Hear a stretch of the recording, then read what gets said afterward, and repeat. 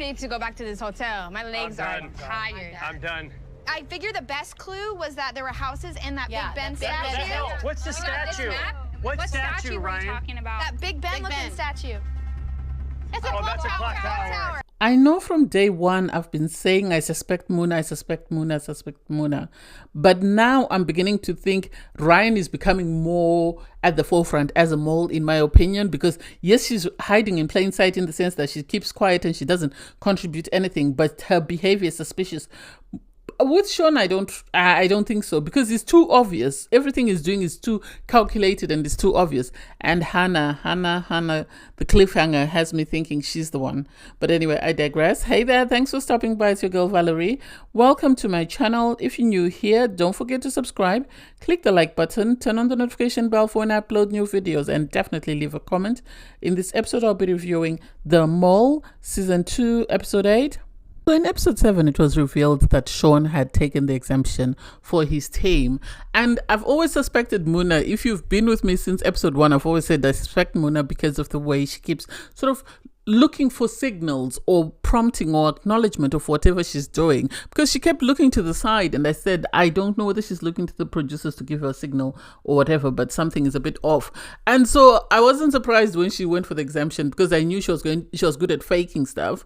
And they lost 50K, and it's like, how much longer can you people go on losing money and money and money? Because at this point they've lost almost 150, because in the 10,000, in the 30,000 challenge, they lost money again, and then they lost the 59K, and then they lost the 50K today, plus whatever they lost on the trucks. That's way too much money for people to keep losing and not be sort of adding to the pot. So at the moment, I think they're sitting at 40K. And what's the purpose of coming on the show for that? You might as well have stayed your ass at home.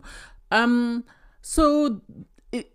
now a back and forth in Sean sort of saying, I thought I had you. I'm surprised I didn't have you. And it's like, Sean, and I don't know what sort of undercover cop you were, because your sort of non-verbals are so telling. It's unbelievable that how did you manage to fool anyone? Anyway, they are then taken to write the quiz. Am I surprised that Nish has gone home? No, I'm not surprised. Nish was overconfident. He thought he was the smartest person in the group. This is why he kept wanting to control the group and how the group was run. And so now that he's gone home, am I surprised? No. I know someone in the comments said Michael keeps, every time someone picks Michael as a suspect, they go home.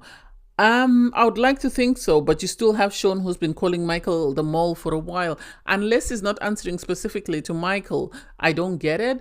And so Sean, for Nish to say, oh, I really want to know who that mole is, because I'm surprised that they were able to outsmart me. And it's like, you're not going to be the smartest person in every room you walk in. At times you need to sit down and observe first before you start making moves. And this is the problem. Nish thought he was the smartest person in the group and overlooked everybody else and was outplayed by the mole. And I can't wait for him to know who the mole is. And I hope the mole is either Muna or Sean, someone he least expects, someone he thinks is not as intelligent as him. I know people are saying Muna's calculated. She said she does this for a living. She's a software engineer or something like that. And she deals with numbers all the time. So for people to be shocked that she was able to outsmart Sean, I don't get it. So next up, they go off to Penang Island, and this is where the next challenge is taking place.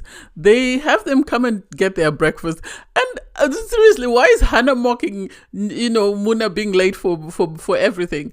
That's us. It's our time. Time in us, some of us is, time is a suggestion. It's not a must. It's not compulsory. So she needs to understand that. So Muna turns up, and they're all surprised that Muna's made it before Ryan and Deanna. And they're wondering what happened. What's wrong? When just as they're about to go and look for them, Ari arrives to tell them that they've been taken. And so the next mission is for the group to find them and sort of be able to sort of win 50K from that. But every time they sort of phone them for a clue, 5,000 will be deducted. And it's like, this is a bit too much. I am now suspecting Sean. I know he was trying to say, I want people to throw suspicion on me. That way they go home because I'm not the mole, blah, blah, blah. Now I'm suspecting him. If he's not the mole, then he's an idiot. Seriously. Because he got the phone, and as soon as he got the phone, he started, let's phone them and find out where they are. He didn't even want to look for signals or for anything to sort of suggest as to where they might be. All he could think of was, let's get the phone and let's phone them and find out where they are, and then we take it from there. And it's like, you need to give them time to sort of get their bearings, to sort of find out what's going on, to listen, to smell, to look, to see if they can find something to give you clues as to how you can find them. You can't just get the phone and say immediately, let's phone them. And then what happens when you phone them and they have no information for you? What are you going to do next? Make that make sense? I really don't trust him. I think he's just there just for the sake of it. Unless he's the mole and the producers keep sending people home that know that he's the mole until it's time for them to sort of reveal him as the mole. I don't get it. I really don't get it. Anyway, they do phone, and when they phone, the girls tell them that, you know, they are on water because that's all they could see. And it's interesting how there's a delay in the message, because normally as you're speaking, the other person can hear you. But what was happening is someone would speak into the phone, and then they would wait, and then the message would be relayed to the other person, and then that person would respond. There would be a delay, and then so they couldn't have, you know, as much time as they thought. I think they should have asked her. I think as soon as Sean picked up the phone, she should have said, give us clues. That's it. You shouldn't have gone on a tangent about a lot of things that are not necessary. So it's going to be interesting to see what happens the next time they call, on whether they've picked up that this is what they need to do. You have, you know, the girls there in what looks like a boathouse on water, sort of trying to decipher where they are. And Diana is saying, I haven't worked with Ryan in a long time, so what I'm going to do is I'm going to try and sort of give her the opportunity to do certain tasks and see. I think she's trying to see if Ryan is the mole, to see how she'll sabotage stuff, and if she does sabotage stuff, then she's going to say she's the mole. I think Ryan could be a mole in the sense that Ryan has been flying under the radar. She's barely said much. She's barely done much. She's just there hiding in plain sight. And so she could easily be the mole because of that. So it's between her and Muna. Those are my two suspects. The fact that you have Sean continuously asking people to spend money like they're spending Monopoly money doesn't make sense to me. The fact that he keeps asking them, let's make a phone call, let's make a phone call. It's like, you can't just keep making phone calls for no apparent reason. There has to be a reason behind you making a phone call. You know, and they phoned the first time. They were told about, oh, you know, there's this clock tower. Oh, she didn't even say tower. She said clock statue. And so they were running around looking for this clock statue until eventually they found the riverboat. When they got there, they had to go to look for another house to find the key, which they did. Once they found the key, they then had to run back. And I know people are suspicious of Muna, but she's the only one who ran to the back of the house to look for the keys. Everybody was in front. Was she supposed to look longer? Yes, I think so. Was somebody else supposed to have followed her when she went to the back of the house? Yes, I think so. Because they only found one key, ran open the gate, and then realized they needed another key. So they had to go back again to look for the second key. When they found the second key, that's when they realized that, oh, they opened the gate, and the people inside at this point had managed to sort of unshackle themselves, and they were able to get out with about, I think they had less than 20 seconds before they got out, which was very good. It was very good and very suspenseful. But I now have a lot of suspects. Sean, because he kept trying to spend the money. Oh, Mona, she's always been my suspect, but this time I can't blame her for the key situation, because if everybody else had gone to look for the key at the back, then they would have found it the first time.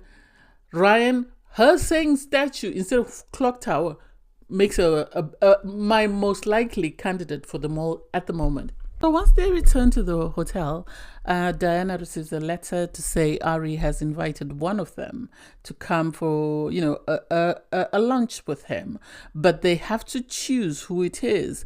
And the fact that everyone is now suspecting Muna, I don't get it. I really don't get it. It's making me question whether people are suspecting her because she is the mole. They think she's the mole, or they're trying to get another person out. Another person of color, maybe, shall I say, because she's the only one left in the group. I don't get it. I don't get why the sudden suspicion. The fact that the key, she didn't find the second key, but they found the key. She found the first key. What were they doing in the front of the house? They were not told to just stay in the front of the house. So they're just as responsible as she is. That's not a good enough excuse. Ryan, I suspect, because as soon as she came out, she started saying, oh, that clock statue. She was trying to sort of make it out to as though she had made a mistake and she didn't know how to describe the clock. So she is a mole in my opinion. I think I'm happy she didn't go, because she didn't need to go, because she's already immune.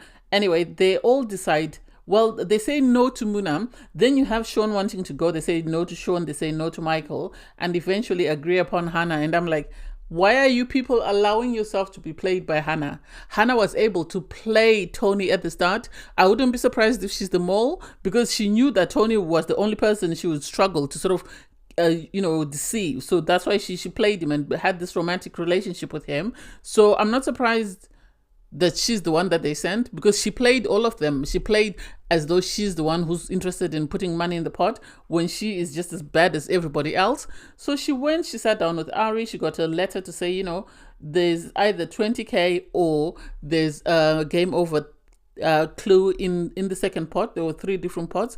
So one was a game over, one was a 20K, one was an exemption, and one was to get your answer corrected. So she skipped that and went for number 3. In number 3, there was the 20K, which was good. But then she was offered the opportunity to say, if you want, you can either keep the 20K for the group, or you can decide to go for another one. Because that would have meant in one day they've won 55K, which was quite good given how much money they've been losing all along. But then at the end of the day, if you are the mole, you are bound to receive, I think, the money that they've lost. So what do I think? I think she's going to go for it. And the only person I don't suspect to be a mole at the moment is Diana. That's what I'm going to say. Because Sean, he keeps throwing away money, like he's throwing away, chips in Vegas.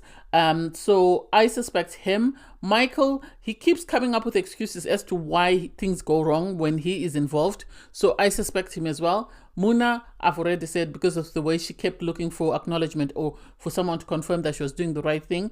That's why I suspect her to be the mole.